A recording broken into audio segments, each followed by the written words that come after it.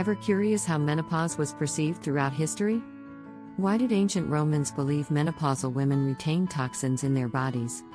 What led the Victorians to view menopause as a disease that needed a cure?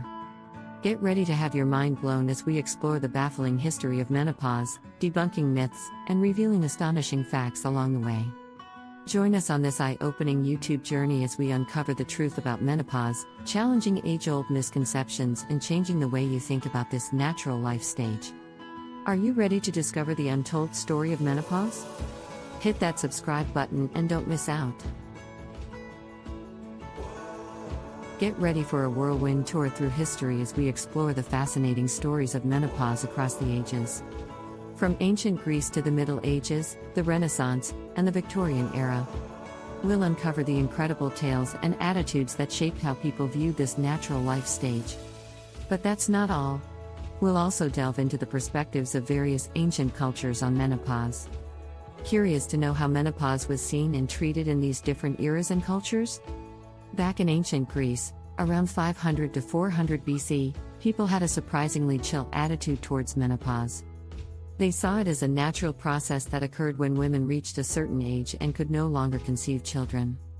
This was a pretty radical idea for a society that typically considered women inferior to men.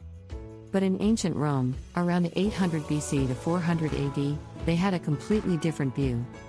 They believed that menstrual blood was poisonous and menopause was caused by toxins accumulating in the body. So, what did they do to fix it? They stuck leeches on women and let them bleed out, which sounds like a terrible idea all around. Meanwhile, in ancient Egypt, around 3150 BC to 30 BC, they were like, "Hey gods, can you fix this whole menopause thing?" Some menopausal women were even believed to be bewitched due to the mysterious nature of the condition. Can you imagine living in a time where menopause was seen as some kind of curse? Then we get to the Middle Ages. Around 400 to 1400 AD, menopausal women got some much-needed relief from other women in religious life. Various remedies such as special diets and herbal supplements, along with prayer, became popular. But don't get too excited, because despite being seen as wise, menopausal women were still viewed as irrational simply because they stopped menstruating. And then came the Renaissance, around 1300 to 1600 AD, where postmenopausal women were given the cold shoulder because they couldn't make babies anymore. And to make matters worse, people started thinking they were witches again. In fact, one of the largest witch hunts in European history occurred in the late 1500s into the early 1600s. And most of the women executed were older women. Wait. There is more.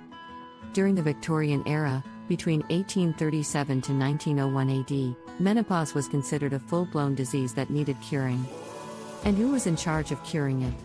Male doctors, of course. And their solutions were wild. We're talking opium, lead injections, and even surgical removal of ovaries and clitorises. These treatments were not only ineffective, but also harmful and often led to lifelong health problems.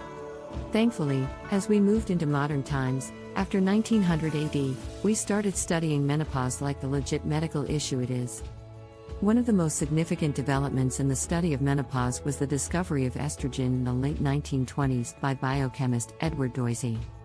Estrogen, this hormone plays a huge role in regulating menstrual cycle and keeping the reproductive system healthy.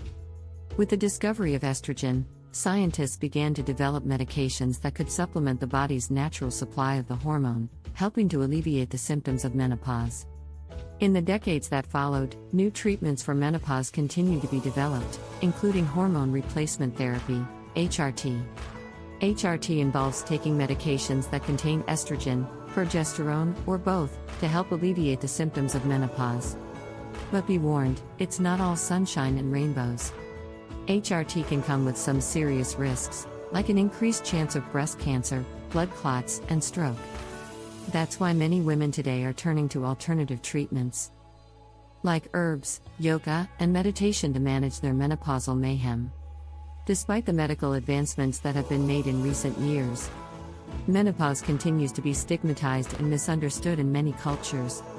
In some cultures, menopausal women are regarded as wise women with power and knowledge, while in others they are celebrated with renewal rituals and special privileges. So, what can we learn from these cultural perspectives on menopause? And can we adopt some of their practices to help women navigate this transition with more ease and grace? Let's find out. Or if you have any story regarding your culture's perception of menopause, we would love for you to share it with us. In the world of traditional Chinese medicine, menopause isn't just a time to break out the ice cream and wine, although those things are definitely still encouraged. No, it's actually seen as a chance for women to level up their spiritual game and tap into their inner warrior. Think about it. You've spent decades dealing with periods, pregnancy scares, and all sorts of hormonal chaos. Menopause is like the final boss battle, and you're ready to kick its butt. And how do you do that? Well, according to Chinese medicine practitioners, a combination of acupuncture, herbal supplements, and lifestyle changes can help you manage those pesky symptoms and emerge from the other side better than ever. And in many indigenous cultures, menopause is like the ultimate graduation ceremony for women. It's time to trade in those hot flashes for some serious spiritual transformation and show the world what you're made of. You know what they say, with age comes wisdom. In some Native American cultures, menopausal women are basically superheroes. Think Wonder Woman, but with more life experience and fewer lassos. They're considered wise women who possess a wealth of knowledge and power, and their contributions to their communities are highly respected. Meanwhile, in certain African cultures, menopause is all about starting fresh. It's like hitting the reset button on life and getting a whole new outlook on things. Women may undergo special rituals or ceremonies to mark this transition, which sounds pretty cool if you ask me. Plus, who doesn't love an excuse to wear fancy clothes and eat delicious food? Despite these positive cultural attitudes towards menopause, many women still face discrimination and stigma in their daily lives. In Western societies, menopause is like the black sheep of the family. Nobody wants to talk about it, and we all just hope it goes away on its own, although it doesn't. Women are left feeling embarrassed and ashamed about their symptoms, and may struggle to find support or understanding from their friends, family, or healthcare providers. But it's time to flip the script. Menopause isn't something to be ashamed of, it's just your body doing its thing.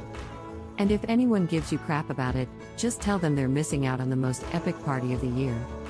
We've made progress when it comes to periods, so why not keep the momentum going? Let's make menopause the next big thing. We can start with glittery menopause queen sashes and go from there. Who's with us? Hopefully this video has challenged misconceptions and shed light on the diverse attitudes towards menopause across time and culture.